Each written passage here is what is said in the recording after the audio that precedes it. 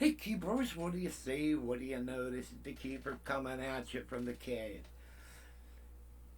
Hey, gang, we are over here at Synthesizer Row, where we have the Pro 800, the Gaia, the 8500 controller, the Roland VR09, and the Korg X5D.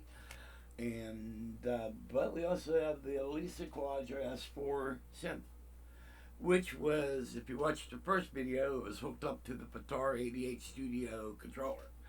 All right, but we want to have more fun, so we want to be able to use knobs and joysticks and all type of other stuff.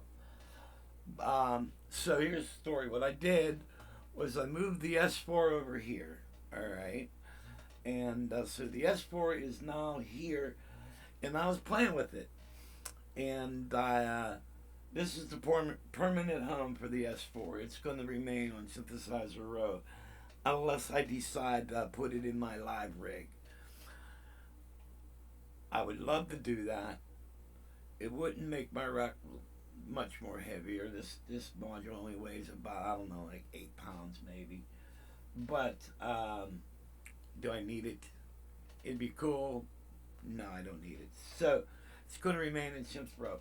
Now, originally, I hooked the S4 up with the VR09, but there's so many subsystems in this keyboard, with the drums and upper, lower, and organ drawbars and all type of shit.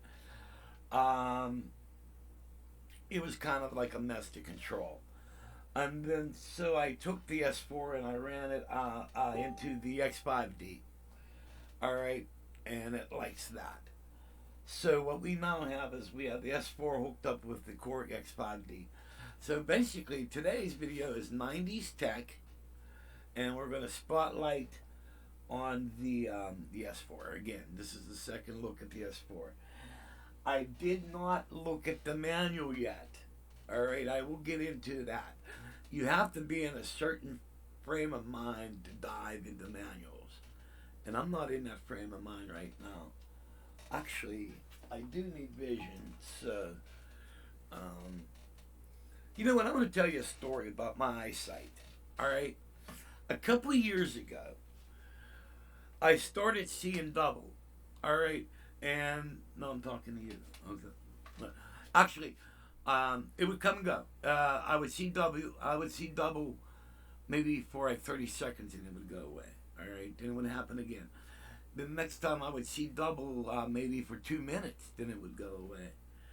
And then I started having spells. Like when Carol and I went to Jersey, I built a Leslie, and we took it to the owner, the new owner in Jersey, and he was going to give me lots of money for that Leslie I built.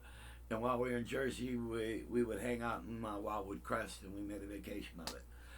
Well, most of the time there, my wife had to drive because I would have double vision for like 45 minutes. You had to do that or put a patch over your eye. It was messed up, and so I went to see a specialist. All right, and he told me I needed cataracts, and I said, "Hey man, I like winking Guantanamo," but no, he said I needed cataracts. All right. I actually kind of didn't think I needed that, and but he was eager to make money. So what he did, he put new lenses in my eye. All right. Now at the time, I think I was nearsighted, and when they put the lenses in my eye, before they do the lenses, my mind ain't here, but I could see close up, but I couldn't see far away. Now they put the new lenses in my eye. I can see far away, but I can't see close up. That's why you're always seeing me wear bifocals. All right. Did it stop the double vision? No, didn't stop. So that asshole put me through all that. Now I have to wear bifocals all the time. I should sue him. I have a case, but I'm not one of those who try to get over. But I'm actually not getting over. The guy did mess me up. I'm an artist. I need to see my keyboards. Now I have to wear bifocals. All right. So, and then the double vision continued. Then on its own, it just quit. All right. I don't know. I switched diabetes doctors. I have a doctor, she's a specialist, and she takes care of my diabetes and thyroid. And she's got my diabetes under control. Type 2, I take the little pills and blah, blah, blah, yada, yada. And so I don't know whether that double vision was related to that, but it just went. And I haven't had that problem since. But I'm messed up because now I got to wear bifocals all the time. All right? So that's the story of that. And so sorry to bore you with this if it's boring, but, who knows? Maybe you guys may have similar problems. I don't know. But anyway, getting back to the keyboard thing. So I ran the S4 into the X5D. All right? And it likes it. So now we're going to do some more fun. All right? And later on, I'll dive into the manual and we'll find out what these 1, 2, 3, 4 knobs do and these 4 switches. I bet you they do a lot of cool things. I heard a lot of really cool stuff about this module. Another cool module that came out during the 90s and the late 80s was the Proteus. That was a killer module. I'd love to get my hand on one of those. And that was made by Emu, if I'm correct. And also, Emu came out with a bunch of different modules. So I don't understand. Back in the 80s and the 90s, they were making all type of cool stuff for us. All right. I mean, we had the MIDI mixers where you could actually punch in what keyboard or what module you wanted to use, what you wanted to play on it, and I guess now you do it with computers and USB and all that stuff. I don't know. I'm probably a good case of arrested development because I'm very old school. So, but I know when MIDI came out, I was using it like crazy, especially when I did my first tour with the Vogues. We were traveling all over the place, and I would MIDI one keyboard in another, and so if I had to have an orchestra, then I had to have at the same time another part played, and at the same time I had to do either organ or piano.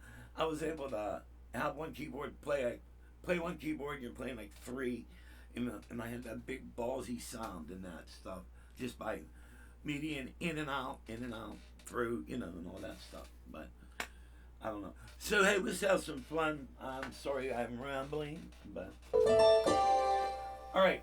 So like I said, we're playing the X5D with the S4. All right, and this is called Ballad Keys. Let me get my sustain pedal.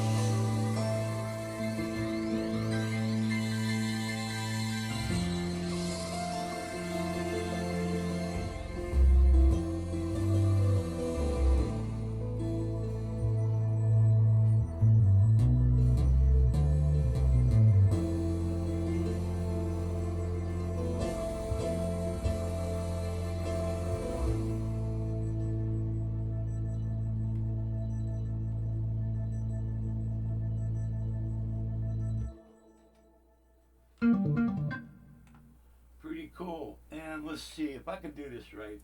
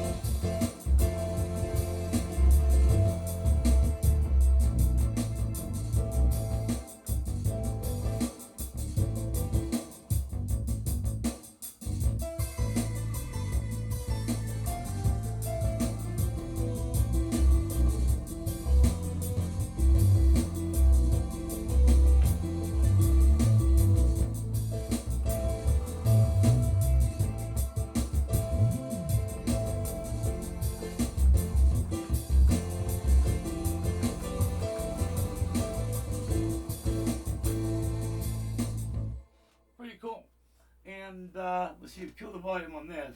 What you are hearing.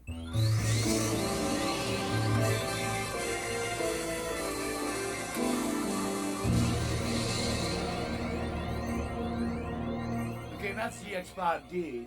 Alright, then we'll kill the X5D. Oh, wait, what am I doing here? Alright, let's go on some more programs here. And, what's this?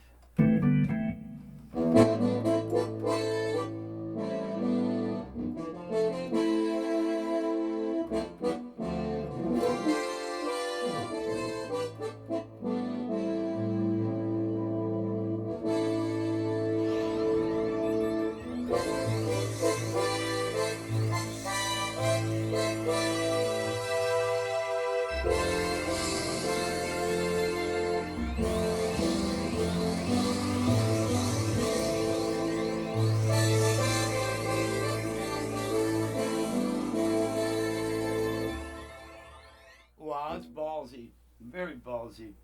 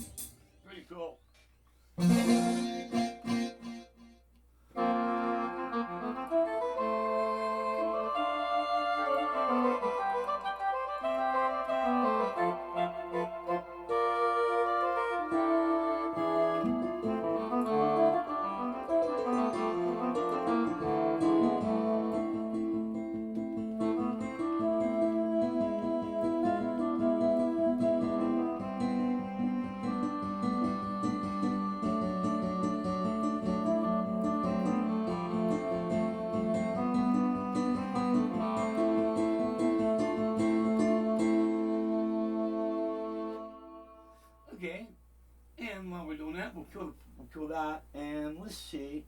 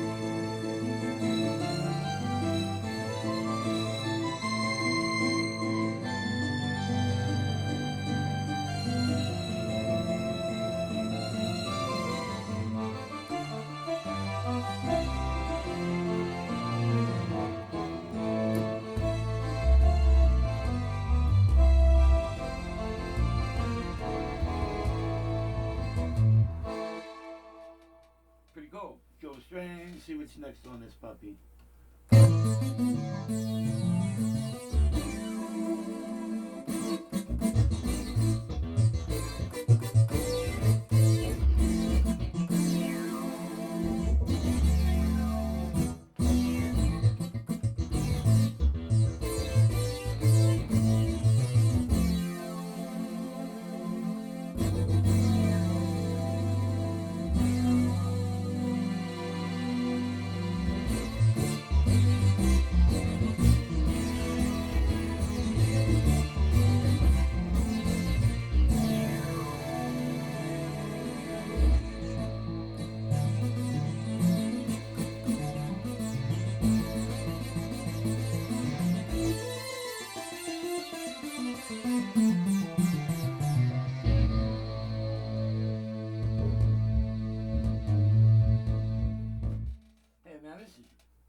like balls to the walls, people.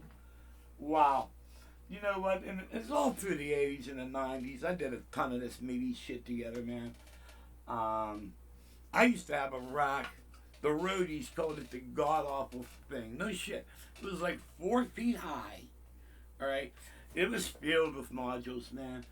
It had my mixer.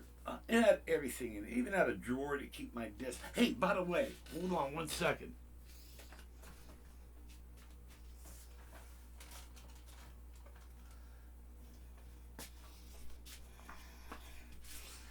Some of you are going to love this. Okay. This is for you vintage people. Okay. How many of you have a Mirage? Alright. I got disc. I got disc for the Mirage. Tell you what I got. Flute choir, harmonica and choir, paper and fire. Alright, this is everything you need to do the song Paper and Fire. Alright. It's got the upper and lower. Alright.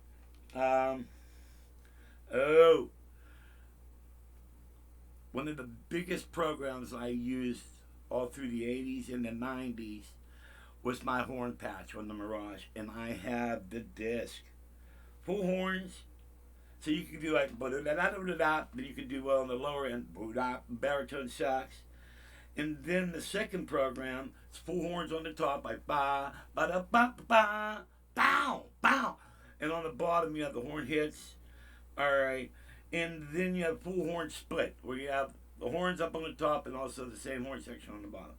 All right, very cool. Here's another one. A brass fall off on the low end, brass on the top, lush slow strings. I sampled my Hammond B3. Alright, it says 2, so there's another sample here. Okay. Oh, okay, here's some samples from the U20 keyboard. Alright. Electric pick, pick fret, B3 organ, and feature pad. These are all samples off the U20 for the Mirage. Alright, here's some special splits.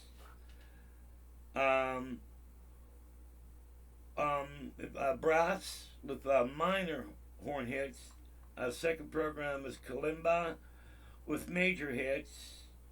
And program 3 is full brass section with lower lore. And more brass. There's a setup for Caribbean Queen, strings and bell, and Barry sax brass, banjo, flute, full brass. I mean, these are all that. All right, and let's put these back.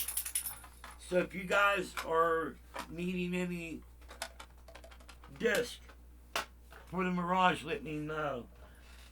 No, I do not have a Mesos disc. All right. X3 or X2, I got disc. And I used to write for the Korg X3. People used to send me money, and I used to send them libraries that I made. Jazz, blues, rock, combi bank A. All right. I don't know what that is. It's something probably pretty cool. X3 super disc. Piano layers, B3 splits, brass leads, FX sounds. This is a really cool disc. Also, the X3 and X2, internal preload data, combis, and sequence demo. Factory disc, brothers. Alright. And I got some blank Emax disc.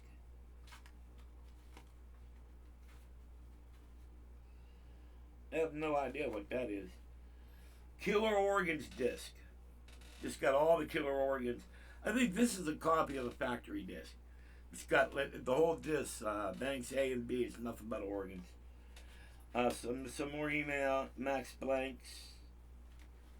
And so I also have some more stuff. I believe I have some Emacs stuff down below here in the cabinet. I think I got a big container of Emacs discs. So if you guys need any of this, let me know. Also, I got some manuals. If you have an N264 and need a manual, I got a couple of those. And so let me put this back.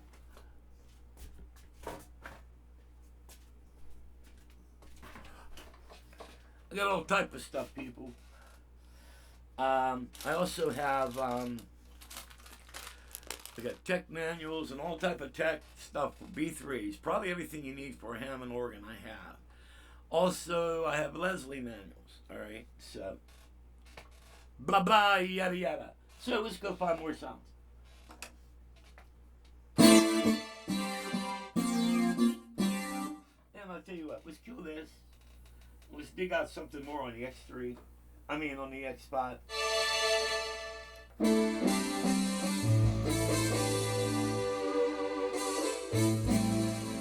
Okay, that'd be cool to do something. Okay, now let's see what this got up here.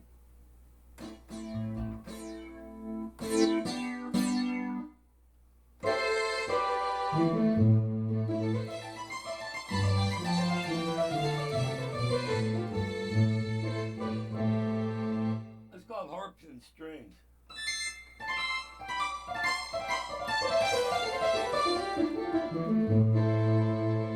Not what MIDI in the X5.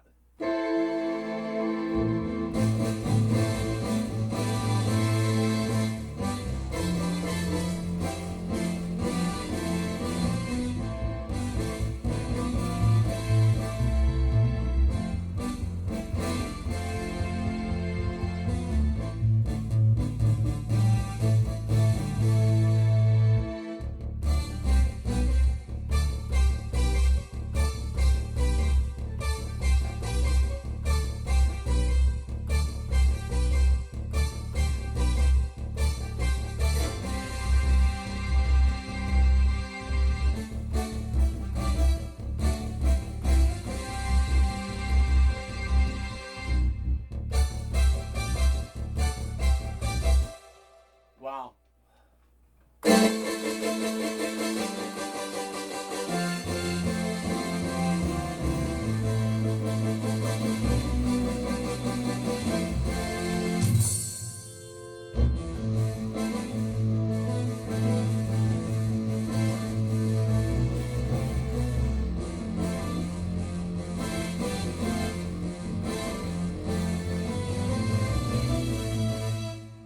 Wow. Okay, let's see what else is up there.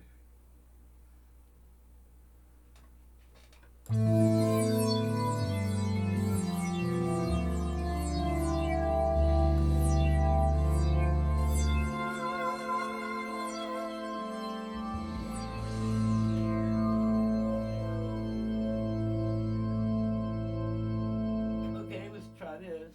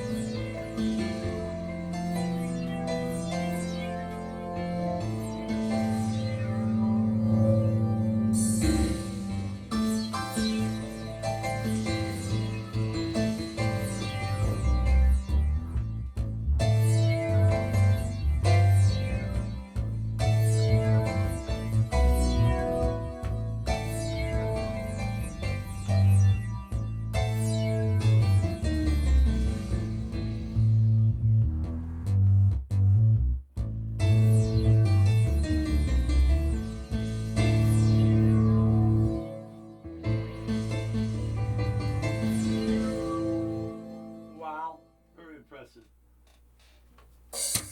Drums, yeah, blah blah blah.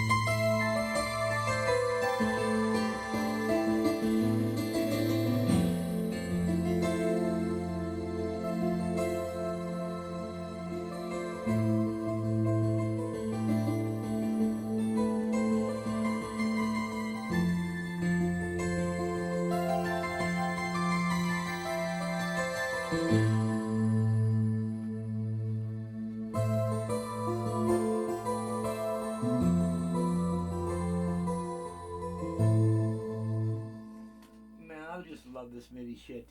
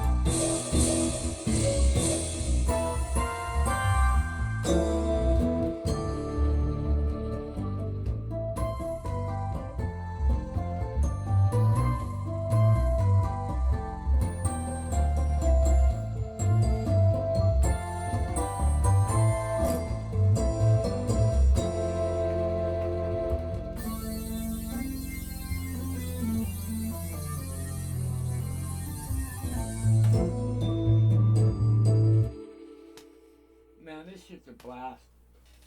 What I was doing, this is what's on the S4.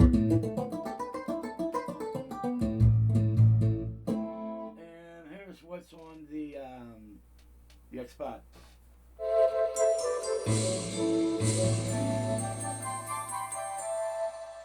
Pretty cool. Alright.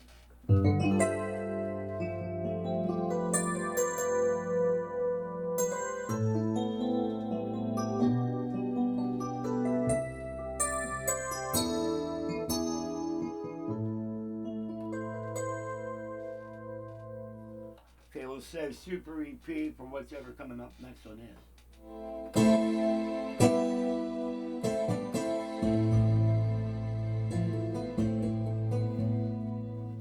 I keep losing my sustain pedal. It keeps going into the land of the unknown where no one will ever see it again. I hate you, Mr. Sustain Pedal. I wish I could Velcro you to my face. Alright.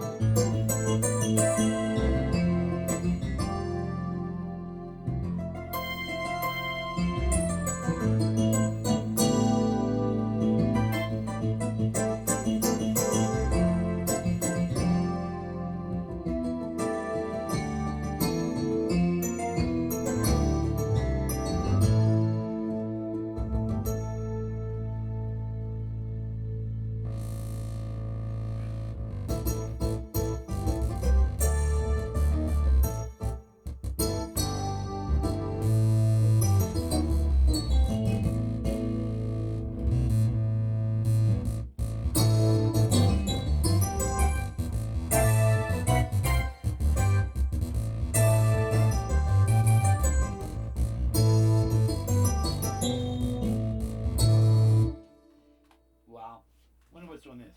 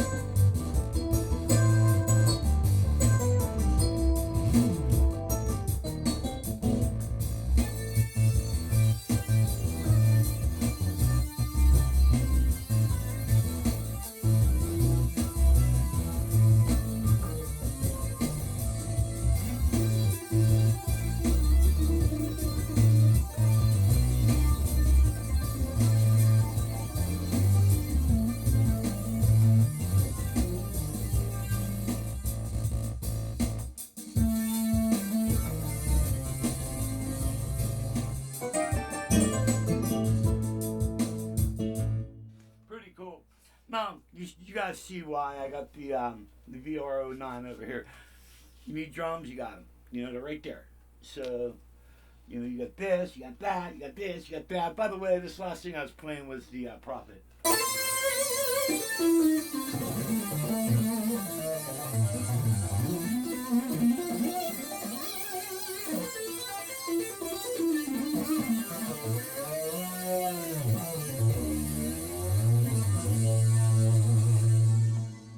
Very cool, very cool. I need to play with that more. I need to play with a lot of things. Okay, so guys, I'm going to wrap it up. We got more stuff we could explore with this, and I haven't even read the manual on either one of these keyboards. But man, this is 90s tech, man, and this is good shit. I don't care what any of you say. This is good shit, man.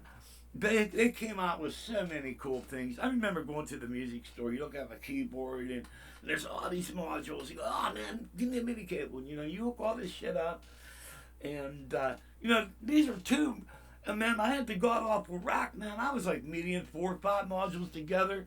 I was balls to the wall in sound. And so guys, I hope you guys enjoy this. It's you know, I'm not gonna like all the other people. Let's like, share, and you have that little thing comes up, like, share, shake, shake, click, click, click, smash this, smash it. Hey, if you like it. You know, like it and share. You know, I mean, it does help the channel. And but if not, hey, you know, I'm not doing the videos to get likes and shares. I love talking about keyboards, and I like sharing what little I do know. So, hey guys, thanks for watching. May God bless. See you when I see you. Dun, dun, dun, dun, dun.